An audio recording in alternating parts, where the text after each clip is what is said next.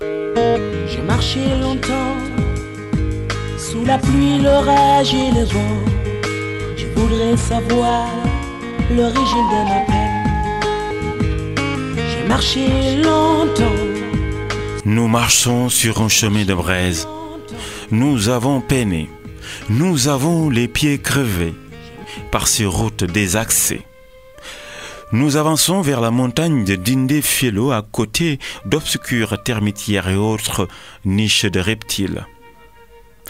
Nous sommes d'une gaieté affreuse. Nos yeux brillent de plaisir après la découverte d'un trésor. C'est un intouchable trésor, une mystérieuse mallette remplie d'or. Elle ressemble plutôt à un cercueil en béton. C'est le trésor du diable placé au sommet d'une dune. Personne, aucun aventurier n'a osé toucher à cette hermétique boîte en or.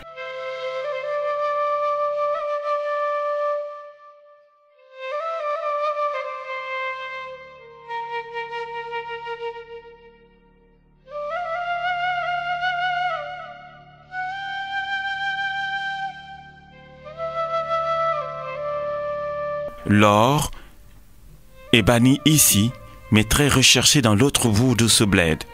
Non loin de là, les bruits des moteurs, des voitures et des motos Jakarta gênent la quiétude des habitants de Kharechena, qui veut dire la ruée vers l'or. Kharechena veut dire nous sommes venus trouver de l'or. Nous sommes venus chercher de l'or. Chercher.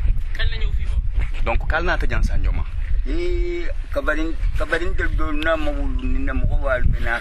donc, avant même que lui soit né, les grands-parents venaient déjà ici. C'était un amour en fait. Ils venaient et repartaient. Donc, c'était un amour jadis, ils venaient. Les grands-parents venaient. Donc, ils s'étaient même installés, hein, en réalité. Ils étaient installés, mais il y a eu un feu, un incendie qui les a fait quitter. Alors, c'était des déplacements maintenant qui s'en ont suivi. Ils venaient chercher ce qu'ils ont à trouver et ils repartaient. C'est maintenant quelques années plus tard qu'ils se sont installés définitivement. Donc il y a cela 30 ans.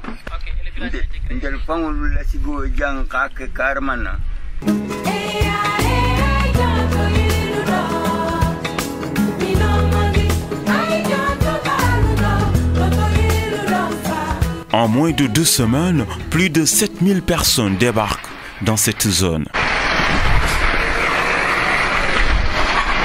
Les chauffeurs découvrent eux aussi une nouvelle destination. C'est venu à Kharechena pour les chauffeurs là avec les transporteurs. Nous venons ici pour soutenir les chauffeurs et avec les transporteurs pour le véhicule là. Il y a couru distance de Kédougou à Kharechena. Pour le transporteur, pour les passagers.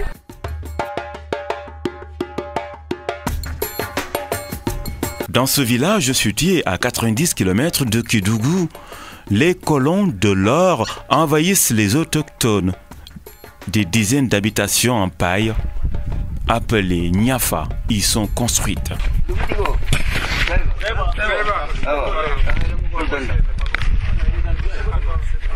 Assis sur un canapé en bois, devant sa case, entouré des membres de sa famille, le Dougutigi ou le chef de village, Fandiang Keita, est témoin de cette ruée vers l'or. On exploite cet or sous son pied. Seulement, il regrette l'utilisation des enfants dans les zones aurifères. Donc les enfants, je vais vous mettre en rapport avec les enfants pour qu'ils vous amènent visiter les Djura, les sites. Vous allez visiter les sites. Vous allez voir ce qui s'y passe.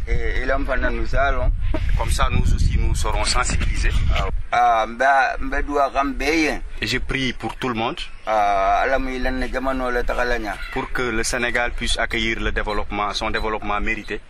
Les enfants sont là. Si vous voulez aller visiter le site, vous pouvez aller avec eux tous. Pour voir, pour constater comment est-ce que nous travaillons. Comme ça, vous serez aussi suffisamment sensibilisés.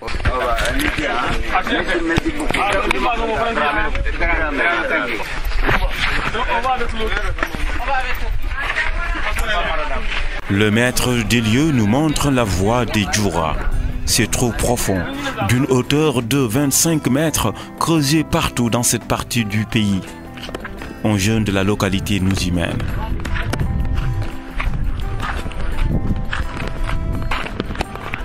Ici, c'est la jungle des orpailleurs. Des adultes font travailler de garçons innocents dans ces Djoura. Moussa Diop de l'UNICEF travaille pour la protection de l'enfance. Sur ce site, les gens ils exploitent l'or en creusant des trous qui peuvent aller jusqu'à 25 mètres de profondeur, d'après ce que nous ont dit les gens qui travaillent ici même. Et ce sont des enfants des fois qui sont envoyés au fond des mines pour aller extraire le minerai qui est remonté. Ou alors c'est des enfants qui sont préposés à la surface pour tirer sur la corde et faire remonter le minerai. Ça les expose à des dangers réels. L'environnement physique est très hostile, est très dégradé. Les conditions d'hygiène et de salubrité laissent à désirer. Et il y a des produits qui sont également très dangereux, qui sont manipulés ici, comme le cyanure, comme le mercure, etc. Ça, c'est un autre problème auquel les enfants font face ici et pour lequel il va falloir prendre.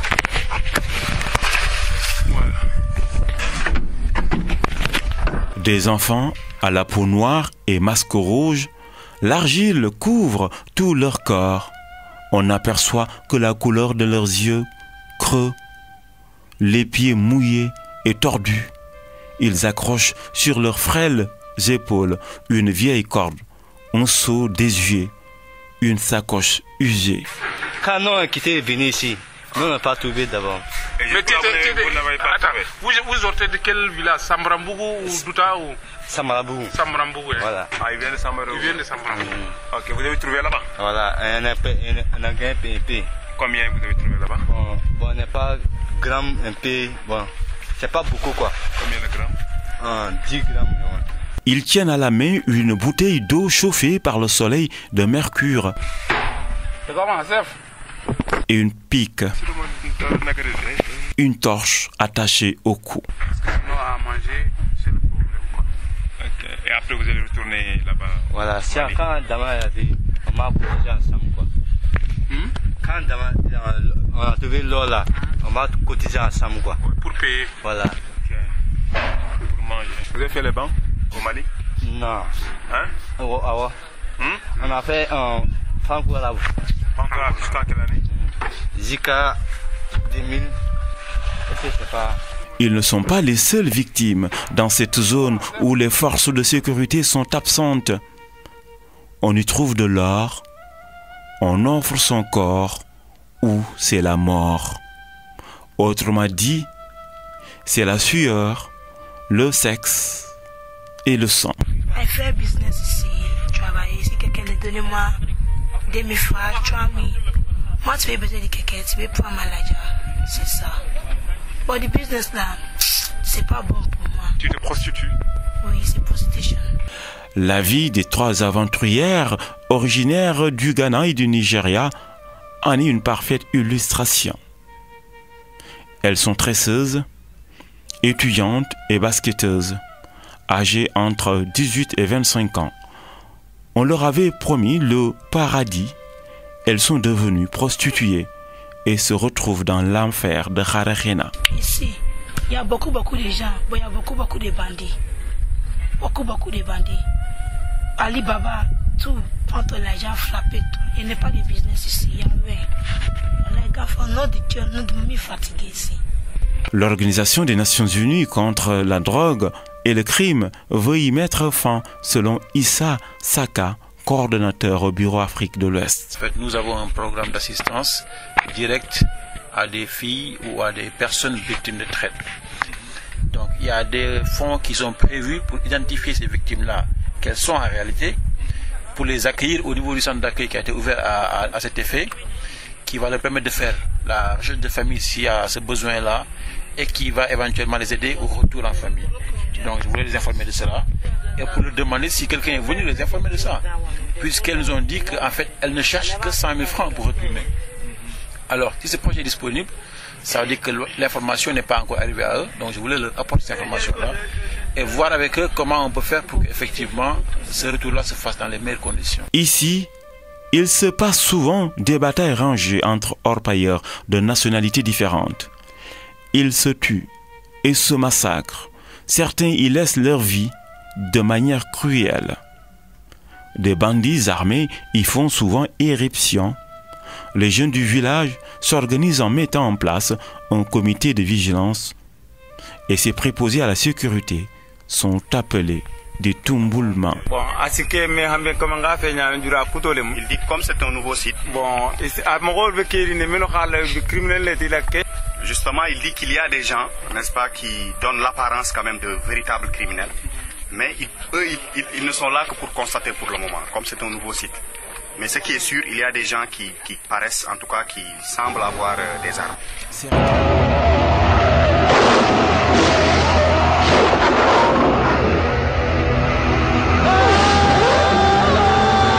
Certains rescapés ont pu échapper à ces bourreaux traqués par le ministère de la Justice. Ces enfants sont regroupés dans un centre d'accueil érigé à Kédougou, à Vandour de la cellule nationale contre la traite des enfants.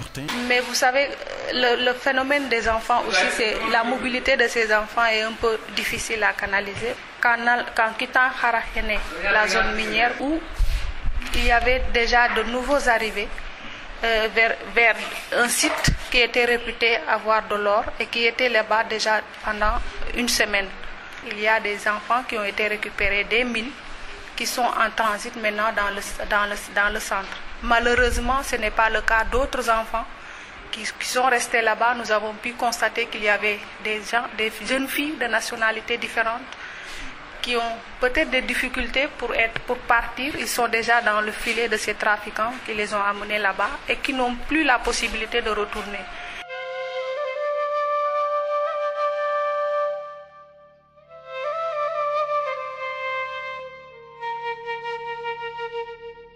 Avant ce petit séjour à l'enfer de Rarachenan, ce sont des enfants épargnés de ces djouras, de ces trous cruels, qui nous ont accompagnés à Dindé Felo. Après les pépites d'or, nous réveillons cette eau bénite qui dort sous les pieds de la mythique montagne. Dans ce sanctuaire, nous prions pour que ces enfants soient sauvés, pour qu'ils retrouvent le bonheur. Je veux toujours dépendre de la sueur de mon front. Je veux croire en moi et cesser de vivre que sur les émotions. Je veux suivre mon chemin, même s'il est au Sahara.